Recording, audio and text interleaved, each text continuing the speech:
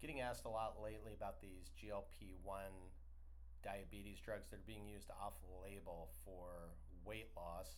These are drugs with the names like Tirzepatide, Semaglutide, brand names like Ozempic, Wegovy, Mounjaro. They're usually dancing around on a commercial in between segments on CNN. Well, these are drugs that are being used off-label for weight loss. People who need to lose 20 pounds or more, they're a nice tool for that when it's incorporated into more of an overall plan. But there are also things that we can learn from these drugs when it comes to digestion and healthy digestion. So let's talk about the 6 things GLP-1 drugs teach us about day-to-day good digestion. All right, number 1, don't wolf down your food. That's one thing that it teaches us. What the mechanism of action of these drugs is to slow down the absorption of food, and that's the key right there, slow down. Well, when we get hungry and we're in a hurry, we eat quickly. What that does, it digests down low what should start digesting up high. So don't wolf down your food.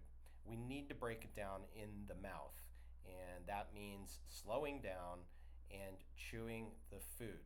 The second thing is to respect your swallowing signals. What do I mean by this? Well, do this little experiment as one solution day to day. If you just chew your food 20, 30 times, if it's a piece of protein, you will feel it slime up in your mouth, and that's a swallow signal. That's the consistency of food that your body wants you to have before you swallow. Again, digesting up here before we digest down here.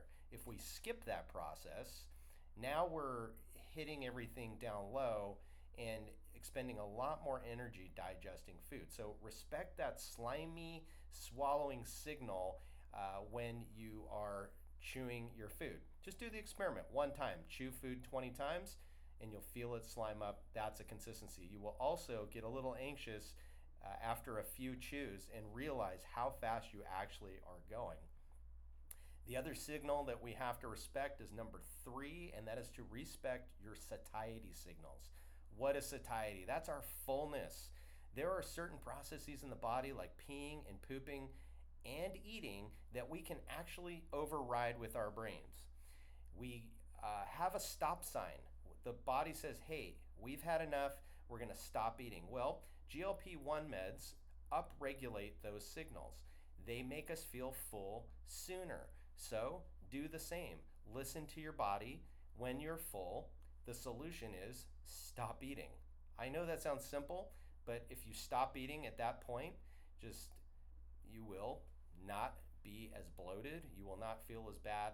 You will not want a siesta after lunch if you just respect your existing signal to stop. A good way to do this is to actually physically push your plate away. I think I just pushed the camera away there. And also, maybe if you're out at a restaurant, to go ahead and box that up. That's a signal to your brain and your body like, hey, we're done here. We're going to have this meal another time. The next one, number 4, things that we can learn from the GLP-1 drugs that we can bring into day-to-day that are going to ace your digestion is portion control. So what these things do, like I said, is they upregulate that satiety signal. People are pushing away their food a lot sooner. Well, we need to reduce that portion then by a half, or maybe like by 2/3. So eat like smaller amounts. And I would just say, like, when you're looking at food, particularly when you're out at a restaurant, eat 20% less. And that's a good note on restaurants. Let's think about a restaurant owner, right? What do they want to do? They want you to come back. They want regular customers. How are they going to do it? They are going to overserve you. They are going to please you. How are they going to do that? Too much sugar, too much salt, and too big a portion. Think about the Cheesecake Factory. These massive 3 and 4 sized portions. And then what do we do when dessert comes around? It's the Cheesecake Factory. We want cheesecake, and we'll eat that too. Sorry, Cheesecake Factory, not the best way to go there. We want to control our portion. So again, lighten the load, and you'll lighten the load on your digestion, and that's going to reduce bloating quite a bit. So 20% less.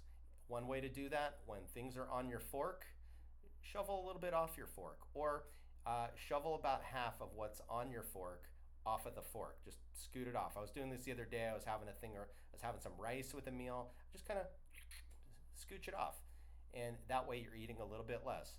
It'll still be there when you get back, trust me.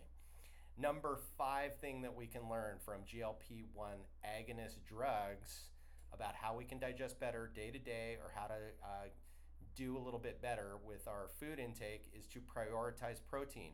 Again, if we're reducing portion control, and particularly if you're an active person who's working out, you got to put that protein back. You're working those muscles, you're breaking them down, you got to put the protein back, and the best way is to prioritize protein. And again, I'd go back to number 1 and number 2, chew your food thoroughly. The whole digestive system is optimized to digest protein. That's why we have so much stomach acid.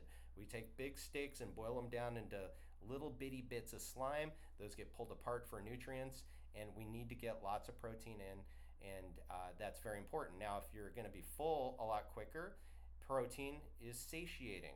So we want to get that in, and that should help to slow things down. Again, these drugs work by slowing the absorption of sugars. So if we're not eating as much sugars, if we're prioritizing that protein over maybe starchy carbs, fats, things like that, things tend to go a lot better for what our body needs.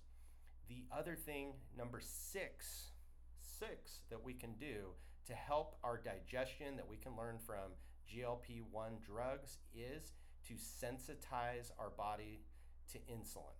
Insulin is a hormone. It is secreted in the pancreas, and it helps to grab glucose and shove it in your muscles, in your brain, if you're in a fight or flight mode. It also helps get rid of too much glucose.